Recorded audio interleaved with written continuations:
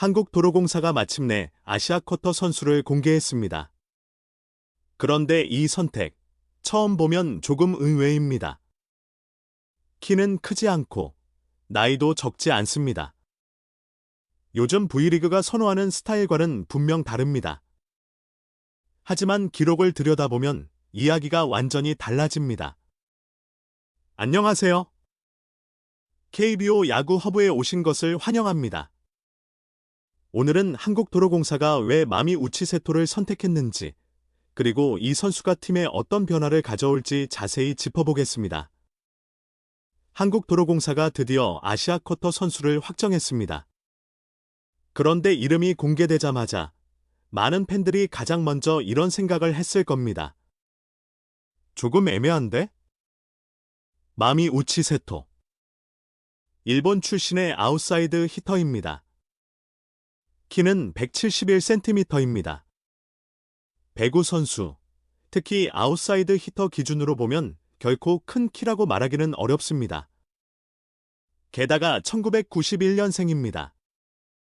한국 나이로 보면 36살입니다.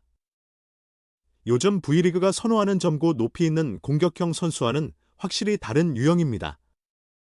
그래서 첫인상만 보면 왜 한국도로공사가 이 선수를 선택했는지 쉽게 이해되지 않을 수도 있습니다. 하지만 여기서 중요한 건 겉으로 보이는 조건만으로 판단하면 안 된다는 점입니다. 기록을 보면 분위기가 달라집니다. 이 선수의 리시브 능력은 거의 리베로급입니다. 단순히 공을 받아내는 정도가 아닙니다. 팀의 수비 중심을 잡아줄 수 있는 선수입니다. 공격력도 완전히 부족한 선수는 아닙니다. 폭발적인 득점형 공격수는 아니지만 필요한 순간에는 확실히 처리할 수 있는 유형입니다. 그러니까 우치세토는 화려한 선수라기보다 경기 전체를 안정시키는 선수에 가깝습니다. 한국도로공사가 왜 이 선택을 했는지 보려면 우선 이 선수의 커리어부터 봐야 합니다. 마미 우치세토는 일본 대표팀에서 활약했던 베테랑 아웃사이드 히터입니다. 2014년부터 약 10년 가까이 일본 대표팀에서 꾸준히 이름을 올렸습니다. 국제대회 경험도 풍부합니다. 단순히 리그에서만 잘한 선수가 아니라 대표팀 무대에서도 자신의 역할을 해낸 선수입니다. 특히 가장 뚜렷한 장점은 수비입니다. 2017년에는 국제대회에서 베스트 리시버 상까지 받았습니다. 이건 그냥 리시브를 잘한다는 의미가 아닙니다. 팀의 흐름이 흔들릴 때 첫 번째 공을 안정적으로 잡아줄 수 있다는 뜻입니다. 여자 배구에서 리시브는 단순한 수비가 아닙니다. 공격의 시작입니다. 리시브가 흔들리면 세터의 선택지가 줄어듭니다. 세터가 흔들리면 공격수도 힘을 쓰기 어렵습니다.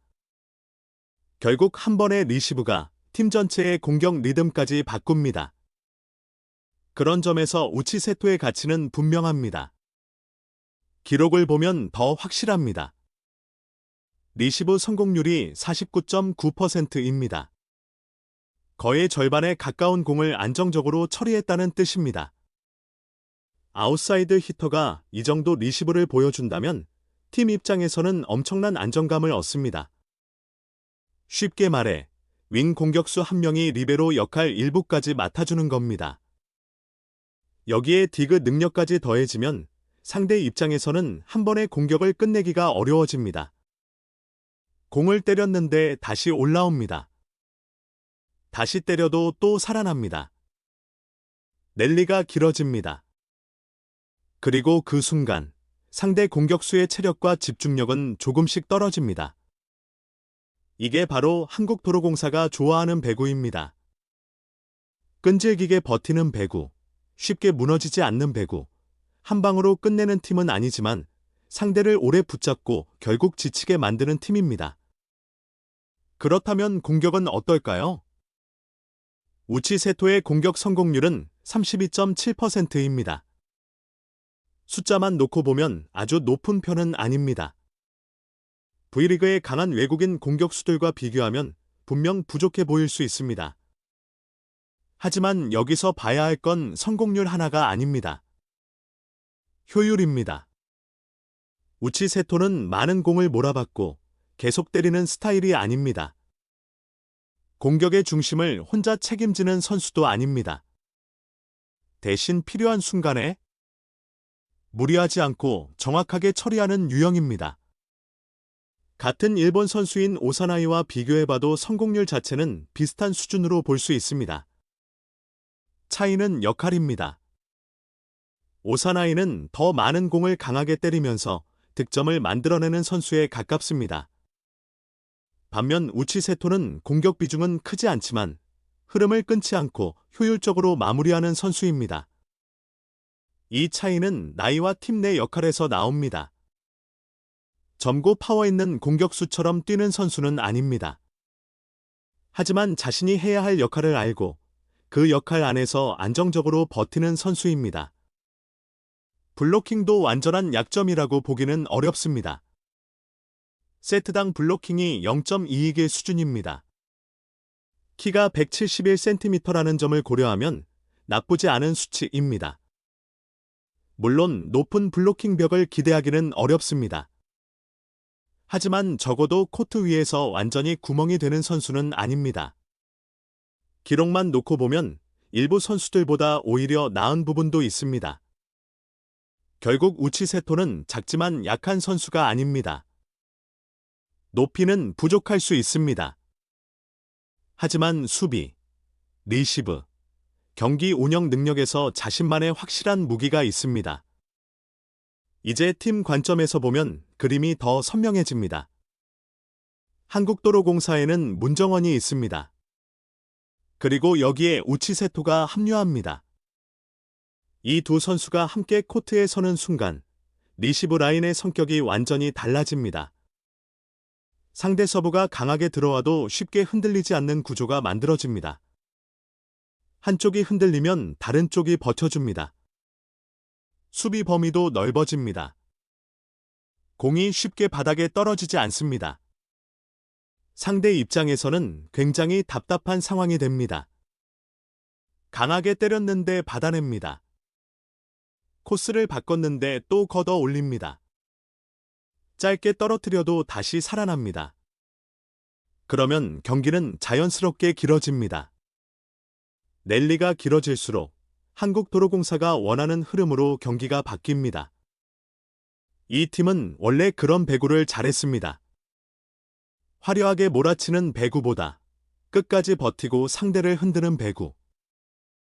끝까지 버티고 상대를 흔드는 배구. 한두 명의 스타에게만 의존하는 팀이 아니라 전체가 함께 버티는 팀입니다. 그런 의미에서 우치 세토 영입은 단순한 공격 보강이 아닙니다. 팀의 정체성을 더 강하게 만든 선택입니다. 한국도로공사는 원래 수비와 조직력이 강한 팀입니다. 여기에 우치 세토가 들어오면 그 색깔은 더 극단적으로 선명해집니다. 화려하지는 않습니다. 하지만 상대하기 가장 까다로운 팀이 될 수 있습니다. 득점이 폭발하는 팀은 아닐 수 있습니다. 하지만 쉽게 무너지지 않는 팀입니다. 상대가 점수를 내기 위해 몇 번이고 더 때려야 하는 팀입니다. 이런 팀은 장기전에서 무섭습니다. 시즌이 길어질수록 한 경기 한 경기에서 체력 싸움이 중요해집니다. 그때 한국도로공사의 끈질긴 배구는 상대에게 큰 부담이 될 수 있습니다. 물론 변수도 있습니다. 우치 세토는 베테랑입니다. 나이를 생각하면 풀타임으로 매 경기 강하게 뛰는 건 분명 부담이 될 수 있습니다. 체력 관리가 필요합니다. 컨디션 조절도 중요합니다.